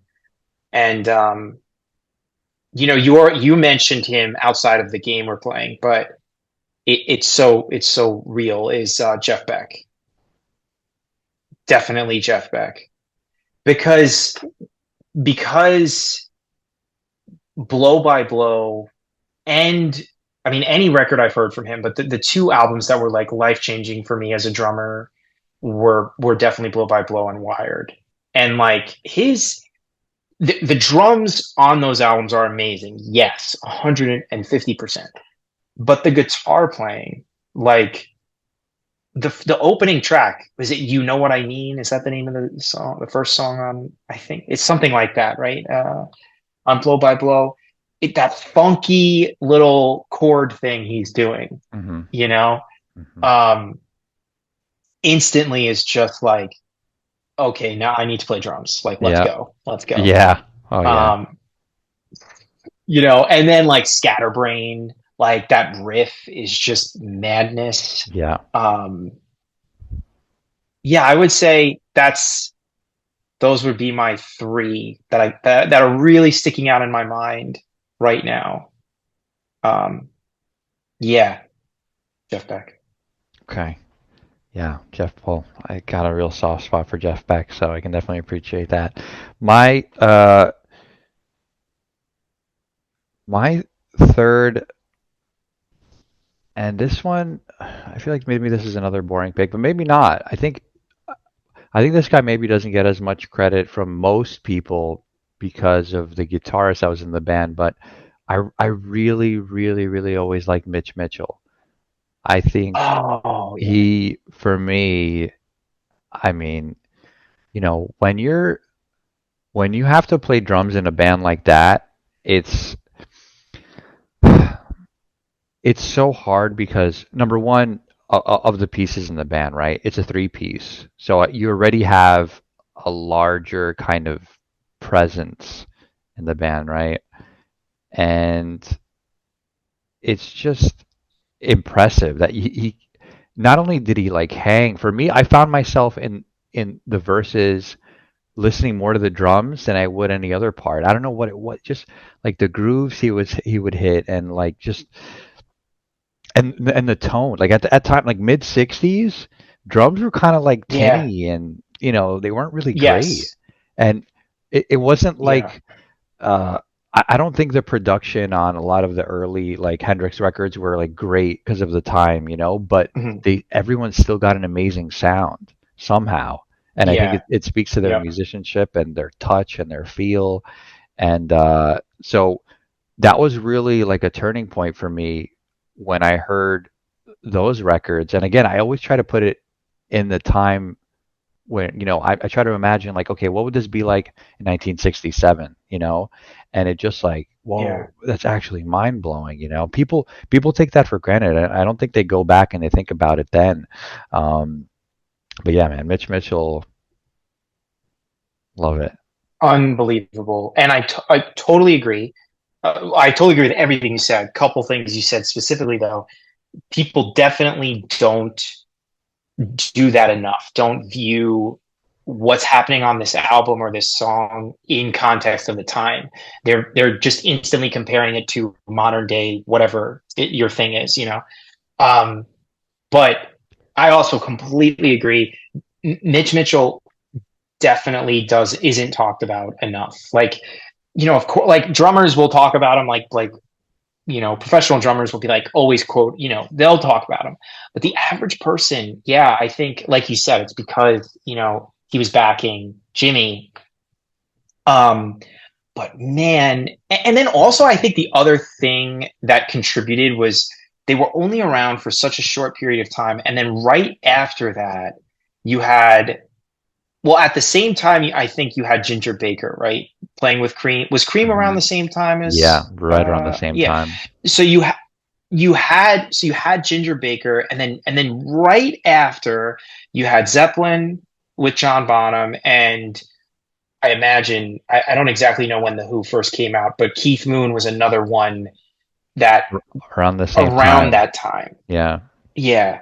What a And time so for you had drummers. these, well, it's crazy. Yeah. But you had and like I mean, Cream was also a shorter-lived band. Ginger Baker, though, seemed to kind of just live on into the '70s, Hmm. as a mainstay drummer, and obviously Bonham all throughout the '70s, and Keith Moon, of course. And so I feel like those three kind of then took the spotlight, and there was and with the recording technology improving, you had their contemporary albums. It was like the drums were becoming bigger and bigger and bigger Right. sounding, and but the work that Mitchell did in on those Hendrix albums is as good, if not better, than anything the other guys did. Right. In some respects. Right. Right. Um, he played drums I remember I had a really fun conversation with one of our fellow instructors at Guitar Center, Frank, about, because he's a big Mitch Mitchell fan, like Mm, obsessed. Like at least back at the time, back then he was talking to me about Mitchell, and um, I remember saying, like, we were kind of talking about the like one of the things that I think was so special with Mitch Mitchell is you could hear his love of jazz in his mm, playing.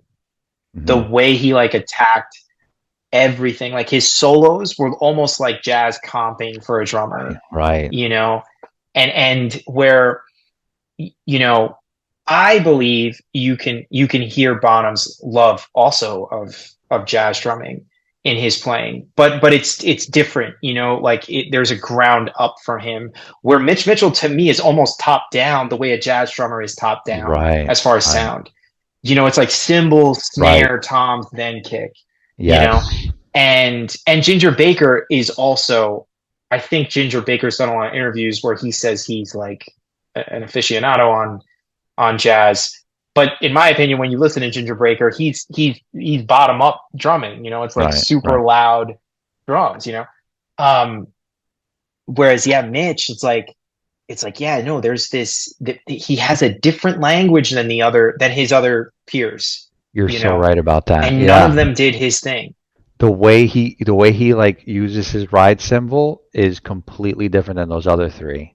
Yep. You said it's top down, and like, those or yeah, those other three. So out of the four of them, yeah, Mitch Mitchell was the first to drop off, the smallest body of work, and kind of gets washed away. But for me, I have a great appreciation for him, and I think it complemented what Hendrix was doing so well. I'm not saying if you give like it just completely changes what the Jimi Hendrix experience was, and what Yeah. his sound was at the time. I mean, if you put John Bonham in the Jimi Hendrix experience, it still sounds great, but it's Yeah. completely different. It's completely different. Completely different. Yeah. Yeah. Yeah. And I don't know if I would have, like, yeah, it'd be great, but those things are those records are so special the way they are. And Right. the way Hendrix approached playing is also dramatically different from the way Jimmy Page approached playing. Right. And, and that sound that Hendrix had, it just lended itself so perfectly to Mitchell's top down approach, you know? Right. Like you just listen at like any of those songs, especially when they're like ripping in tempo, like if you think about Fire, Hmm. like the drum, it's just like we're just plowing full steam ahead with Right. high pitched sound, and it sounds pleasant to the ears. Yeah. You know, it's not like screeching at you. You Right. know, It's so hard to keep that tight and then also keep it like in that pocket of pleasurable sound, like that could get away yeah, from a lot of drummers that are really like heavy handed and loud. That song would have like flew out the window. Instead it's like right yeah, there. really tight. Yeah. Yeah, yeah. Um, was the experience the one? Did they cover All Along the Watchtower, or was that Jimi Yes. Hendrix like later? That I was think that. I think that Yeah, was, yeah, that was Mitch Mitchell. yeah, it's Uh so good. yeah. I'm obsessed with that rendition of that song. It's like, I mean, Hendrix is amazing on that track. You know, singing and playing, like it's just so Yes. good. Absolutely. Absolutely. Um yeah, I think All Along the Watchtower, that was yeah, I think it was this off the second album, I think. What's it called? Oh, right. Okay. Yeah, Electric yeah, yeah. Ladyland? That's right. Yeah, yeah, yeah. Yeah, yeah, Yep, yeah. man. Well, those are great picks. That was fun, man. That was a great idea. Yeah. Yeah, man. That was a lot of fun. And I just love to hear, because, I hear about what guitarists like all the time, but to hear from a drummer Hmm. is really cool, and why you like what you like, and, it's awesome. The Prince pick. I should have known. That was the one that really surprised me. The Prince, man. Yeah, I went through a period where I was just absolutely obsessed with all. I went out and found every. I needed hard copies, so I found like Mm. every CD that was possible of Prince, and now I'm doing the same thing with like vinyl. But vinyl's easier now because they're just re-releasing everything. Right. Now that he's dead, they're just like remastering everything. But oh man, there was just because he had his bands were like he always had amazing drummers and bass players. But the more I dug into his work, he was so he recorded so much and he released more than the record label wanted him to. Right. He was releasing so much music. There's so many like what would be called deep cuts where you're like, wow, he's like his guitar playing is actually like the spotlight on some of these albums. And but you grow up knowing about him as like Purple Rain or Little Red Corvette or Raspberry Beret, and I love those songs. Right. But it's not like him as like the pop star, version of him. I think that is the better way though. Like what you start off with these huge pop hits and you're world renowned, and then later on you're just like, oh yeah, and I'm a badass guitarist too. Imagine if it was the other way around. Imagine if he was like this badass guitarist, and then like and then he did like Purple Rain. And then he did these. Then everyone would be Yeah, like, "What the heck is this, Prince?" But he's selling doing, out. Yeah, yeah, yeah, yeah. But now doing it yeah. the other way, it's the most badass thing ever. You're like, oh well, I like these early tunes. Like he was an amazing pop star, but he's also an Yeah, amazing guitarist and musician. Like, oh, I think that's the better way to do it because then your fans will crucify you if you don't do it that way. If you do it the other way, so that's true. And yeah, it's kind of what John Mayer did too, right? If you think about it, with like the way yeah, he, like Your Body is a Wonderland and yeah, Daughters, right? That was all yeah, early. Those are yeah. great That was songs, but like looking back now, we could say like they're great tunes. But I remember when I first heard Your Body is a Wonderland, I was like, oh, he's like, because it wasn't at the same time like Jason Mraz was like popular. There was like that string of like maybe it was a little later, but I felt like there was a couple of years there where it was like these string of like young like singer songwriter pop stars, post like boy bands. Like now we right. were going into, but yeah, but now I Yeah, look back and I'm like, wow, he wrote the pop hits so he could go make an album like Continuum, you know, right, right. Well, I think he's really good at which like ended up having huge hits, but right, right. Yeah, I was gonna say he's squeezing like pop hits into like a lot of his stuff. Um, yeah, his first. So Your Body is a Wonderland's off his first album, but if you listen to that song, actually, it's got a really cool bridge. It's got a like there's yes, yeah, man. It's and then he the also has radio edit killed that. yes. Yeah, they just chopped that out and they cut it and but it has like this really with like some really cool dissonance in it. It's got a really cool bridge. And then it also has Neon, which that song Oh, is like people like guitarists love that song. It's a hard song to play. That's off his first album. That's off his pop album and it's one of like his most renowned like riffs and rhythms.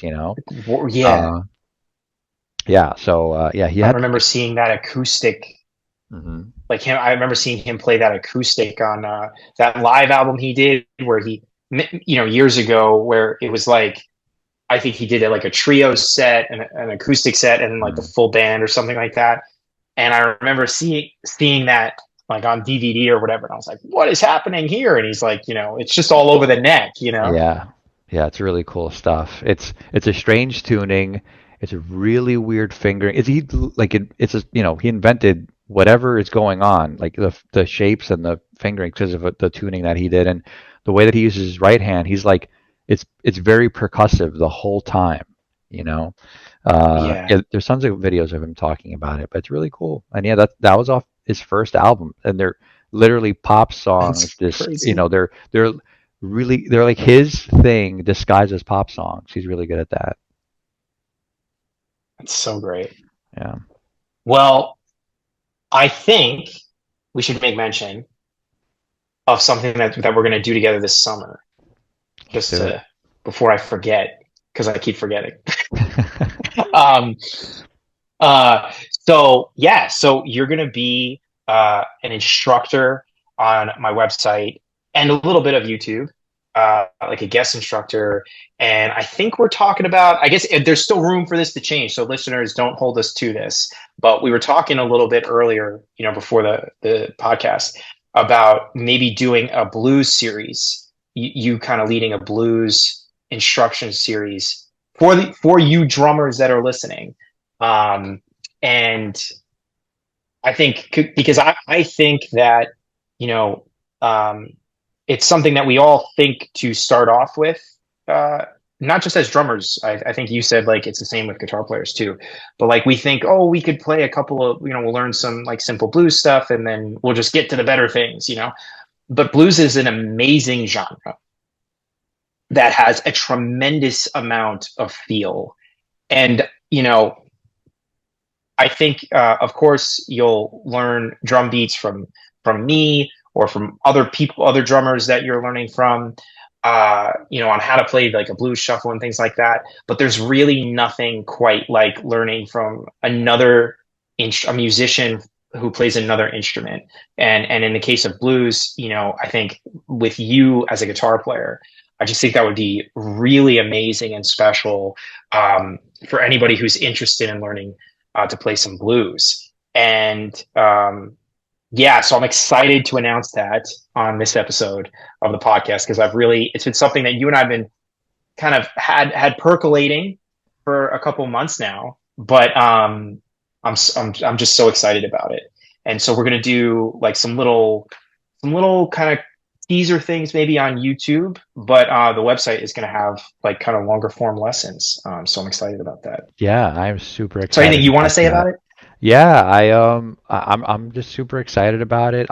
For me the blues, like you said, it's kind of the cornerstone of learning. And if you talk about learning a simple song form and improvisation, but it could literally be the genre that you play forever, and you'll always have more to learn. It's one of those things where it's has the lowest floor and almost also one of the highest ceilings in music. So Yeah. it's nice to and fun to get into, but then there's so much to go there. And the relationship between what you're doing rhythmically as a guitarist and as a drummer, then playing off your drummer and playing to complement it's there's so much there. And I think your the viewers of your channel will have like so much to get out of that. So I'm really excited.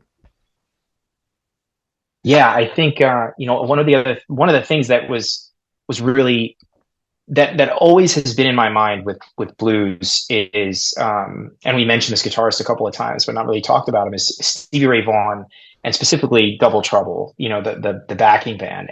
But when you listen to Stevie play his riffs, they're so rhythmic, and it's so like his knowledge of like I remember seeing a great video of him talking about the Texas shuffle and just these specific, nuances to the genre that I think, as a guitar player, as a drummer hearing these things from a guitar player, it's so important. Because obviously blues, um, the legends of blues are almost all guitar players, whether it's Right. like BB King, well, all the Kings, right? BB, Freddie, Albert, it doesn't However, matter. yeah.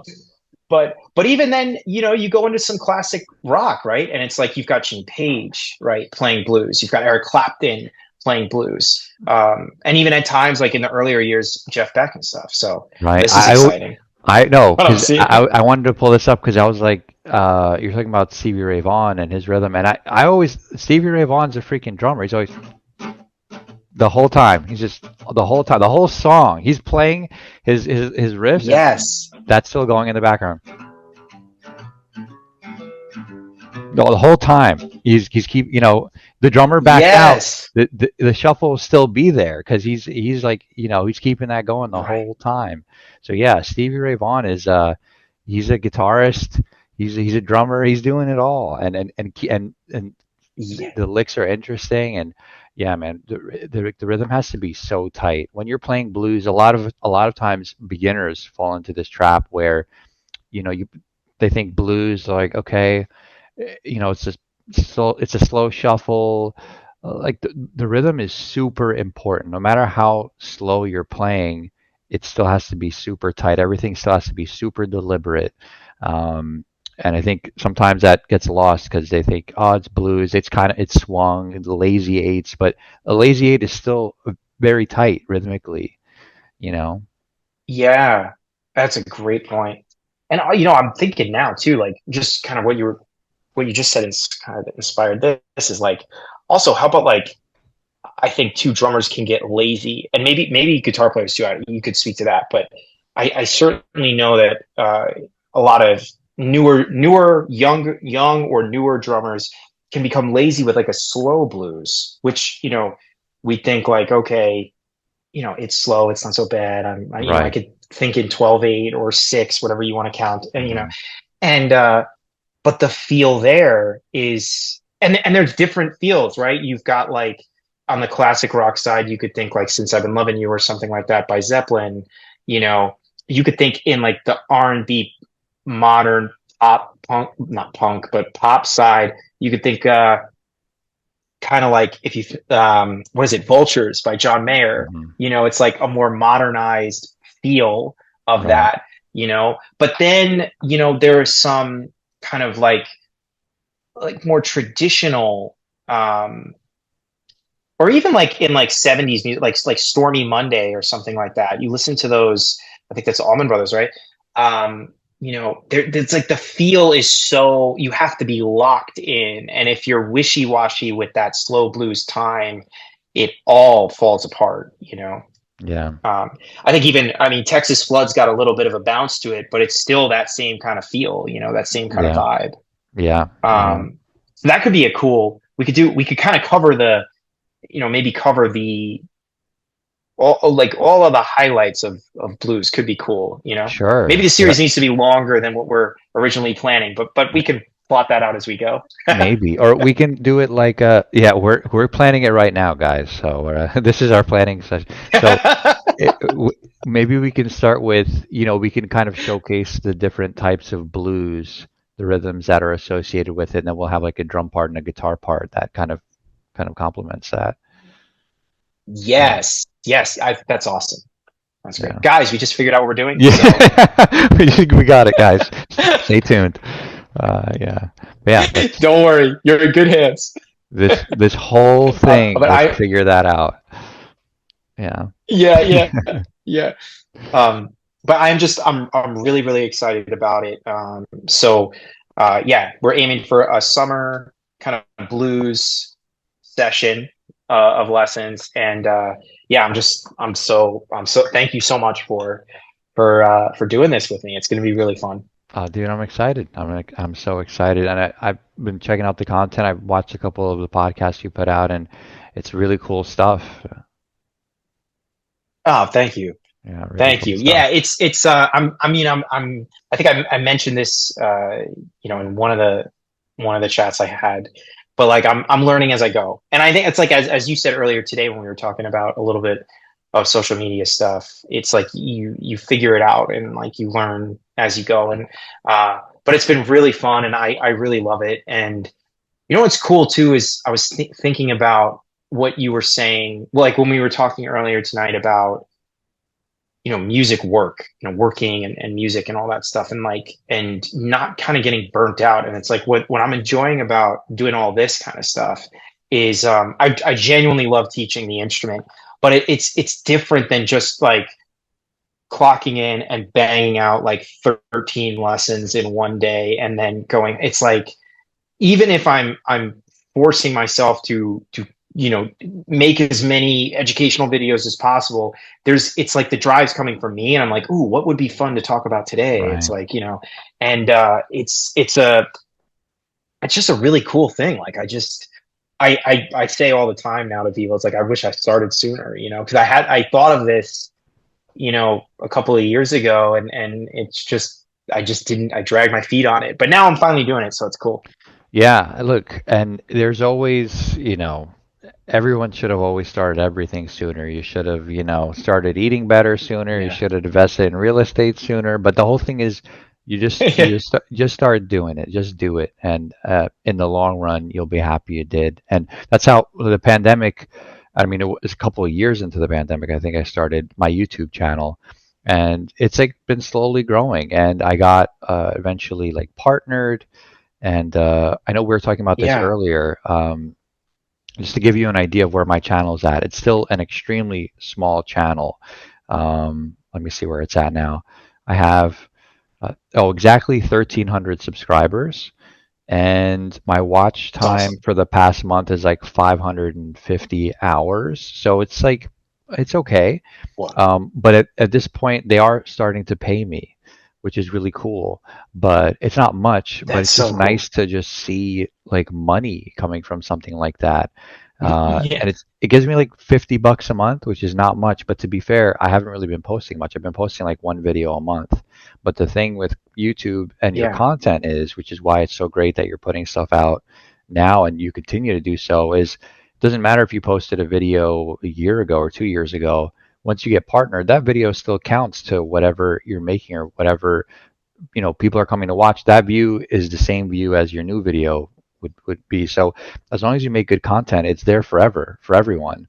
So Yeah. Right. yeah, man, you just keep doing it, because if maybe you have 5 videos out, or maybe you have 50, maybe you have 500. uh they you know each of them is a drop in the bucket. Eventually that bucket's going to be full, and your body of work's going to be undeniable. Everybody starts somewhere, especially with the stuff we're doing. Yeah. It's about quality, and people stick around for that. Yeah. Yeah. Yeah. Oh, that's awesome, man. And Yeah, yeah, got everybody, like, you have to go check out George's channel because I love it. You cover all things guitar, like, but it's just super fun stuff. Pedals, gear, specific. You've done song breakdowns. yeah, I remember you did a John Mayer one a while back, when I think when Staub Rock came out. I love about a specific sound, right, from a song. yeah, Loved that one. yeah. So my It's channel, just super interesting stuff. And you're, yeah, it's kind of about kind of like how the guitar makes me feel, and how certain sounds can affect you, and if you should look at a certain amp or a certain guitar and what you can get out of it, or a certain pedal and how it can inspire you, or how you can use it effectively. I think ultimately I want to be someone that like brands can lean on and people can trust when they go out and they want to buy something.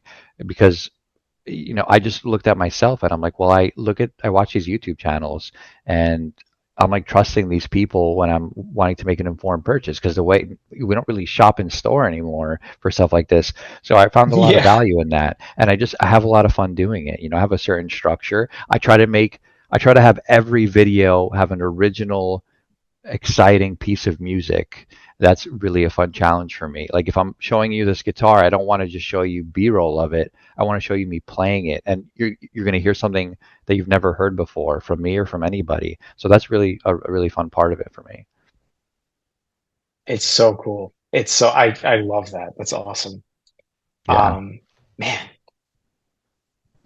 is there anything else that you wanted to talk about with regards to, like, Well, YouTube? I can't remember. I don't think so. I just wanted to thank you again, man, for having me on here, and um, yeah. Oh, there is one more thing I want to mention. I don't know if you want to get into this. Yeah.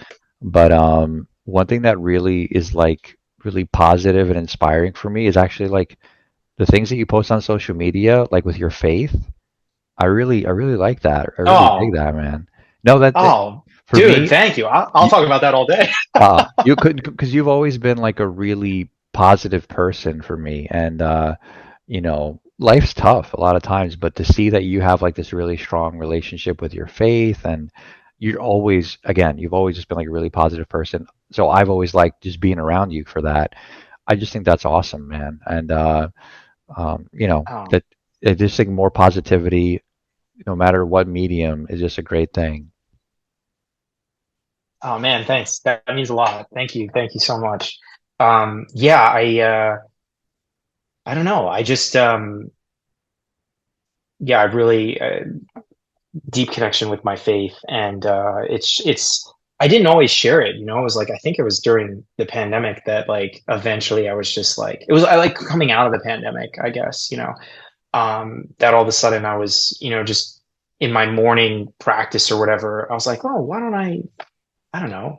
I honestly don't know why I started doing that, but I just did. And now it just became like a daily thing where I try to always post, something that was moving me that morning or whatever that I read, and just trying to share it. And I feel like it's especially on social media, right? Like a lot of that stuff is on Instagram. And like I feel like a lot of stuff you see on Instagram sometimes can be really um not that, let's just say, Right. and so um so man, that's cool. Like it's awesome that that that you like it, and it's affected you in a good way. That's the intention, because it affects me in a deep way, and so I just felt like I feel like sharing it. I don't know. It's uh but man, that's awesome. Thanks. Yeah, absolutely, man. I admittedly I'm not as religious or as spiritual as I want to be. And people that I grew up around, and like my grandparents were all like very religious, and I really like respected them and like their connection to religion. And I guess I always wanted more of that. And just seeing it from you is like a nice little reminder. And it's just again, it's just the positivity that comes from you. It's inspiring for me. And if I look at your story and it's something positive, it's you practicing, it's you, sharing something that that is meaningful to you. It's nice. I really appreciate whenever I see that. Oh, that's awesome.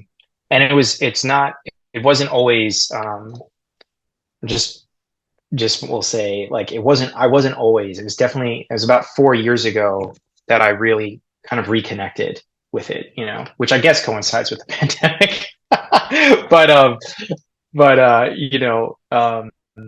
yeah, but it wasn't always that way for me. So um yeah, but that's awesome. Yeah. Yeah. And I don't know, I think too, like the daily practice has been um because when we were teaching at Guitar Center, obviously, I practice all the time, but like getting for myself that anchor of like, that's like what people say with like exercising and things like that, but like, or whatever, but having that anchor of being like, man, I'm gonna at least hit a pad today if I can't get to a full drum set, and I'm gonna, I'm gonna work on something, and I'm just gonna just focus for this period of time, whatever that period of time is. And it's just been so fruitful.